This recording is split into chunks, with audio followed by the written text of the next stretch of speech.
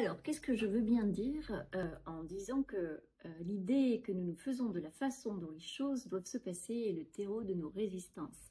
En fait, sur le suivi WhatsApp d'une cliente que j'accompagne en parcours Neshama, elle m'exposait en effet les résistances extérieures qu'elle rencontrait avec son compagnon dans le cadre de leur activité professionnelle, puisqu'ils sont dirigeants d'entreprise. Et elle m'exposait les choses et ils ont des projets à moyen terme de changer de région, de vendre des plans d'activité, etc., de leur activité. Bon, bref, d'aller un peu plus vers leur vie rêvée. Et il se trouve que ce qui se passe en ce moment va dans le sens, en fait, de leur vie rêvée, sauf que c'est pas du tout la date qu'ils avaient prévue. Pour eux, c'était pas avant 2 ans, par exemple. Alors, je dis OK. Et c'est quelqu'un, la personne que j'accompagne, c'est quelqu'un qui travaille sur elle, qui est sensitive, mais vraiment ancrée dans la matière et dans la réalité de ce qu'est une activité d'entrepreneur, etc. Donc c'est OK, de toute façon tout s'accompagne, rien n'est opposé. Et là on est, vous savez, alors ça n'est plus le cas pour elle parce que si c'était la blessure de trahison, ben, ça passerait par des montagnes russes émotionnelles du fait que les projets ne se passent pas en fait comme c'était prévu. Hein, si vous reconnaissez ça, n'hésitez pas à venir vers moi. Et je lui dis, mais qu'est-ce qui empêche que le projet se passe plus tôt? Et là, on va sur un plan familial avec parce que notre enfant souhaite ceci, cela, ce qui est OK en fait. Hein.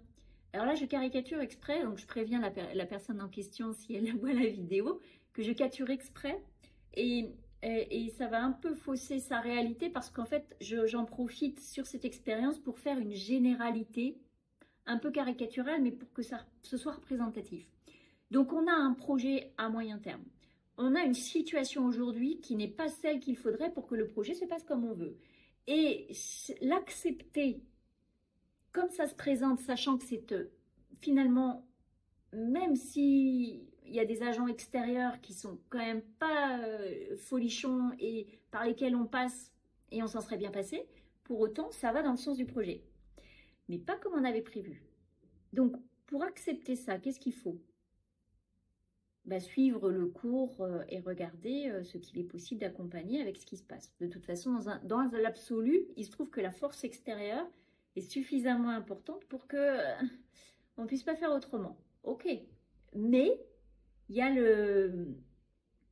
en gros le stress ou l'idéal qu'on se faisait de la situation, dans le meilleur des cas, attendre 2 ans parce que il y a la situation scolaire de l'enfant, etc.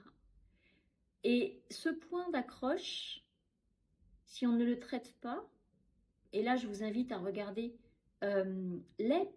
parfois les petits points d'accroche, même si ça peut paraître confortable ou juste c'est normal quand même, etc. Ce qui est ok en fait, il n'y a aucun jugement sur la valeur qu'on accorde à ce point en fait qui va faire entrer en résistance et en non-acceptation, puisque c'est la non-acceptation qui va entraîner en fait, j'ai envie de dire, le vinaigre ou le citron sur les blessures. Eh bien, c'est de se dire, bon, ce point d'accroche, ce qu'on va faire, qui peut le plus, peut le moins, on va en parler, on va émettre l'hypothèse et la possibilité que ce point-là, il faille en fait s'adapter et peut-être changer notre fusil d'épaule et se dire, ces 2 années-là, finalement, il est possible qu'on les fasse plus rapidement ailleurs. Et dans ce cas, mettre tout le monde dans un espace de potentielle acceptation, même si ça n'est pas aujourd'hui définitif. Mais que cette énergie d'acceptation entre dans le foyer pour que qui peut le plus, peut le moins, permette de lever des passages de culpabilité, par la porte ou par la fenêtre, ça devra se passer comme ça, et qui vont pomper de l'énergie et empêcher l'inspiration et le suivi de ce flot.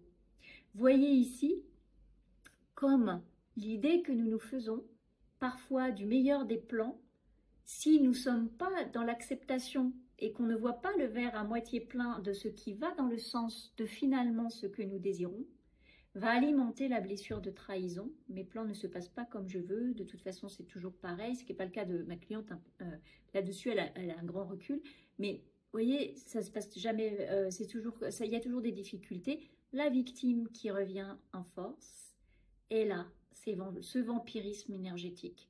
Je me pompe moi-même et je me crée moi-même mes égrégores, et là ça devient un cercle vicieux. Et c'est là où je dis que l'idée que nous nous faisons parfois de la façon dont les choses doivent se passer est le terreau en fait de nos résistances. Et on voit ici la blessure de trahison, on voit ici le masque de victime, et on voit ici le manque d'humilité face à ce qui doit être. Voilà tout ce qui peut s'activer dans un premier lieu, ce qui ressort de cette expérience. Et ce terme d'humilité, il se présente beaucoup dans l'idée que nous nous faisons de nous-mêmes parfois. Et ça peut passer aussi, cette humilité, mais il n'y a pas de raison en fait, pourquoi j'aurais pas ce succès, pourquoi j'aurais pas cette réussite, pourquoi on ne m'écoute pas. Faire sa part, c'est une chose, et s'en remettre à plus grand, c'en est une autre. Voilà pour cette petite capsule. À très vite.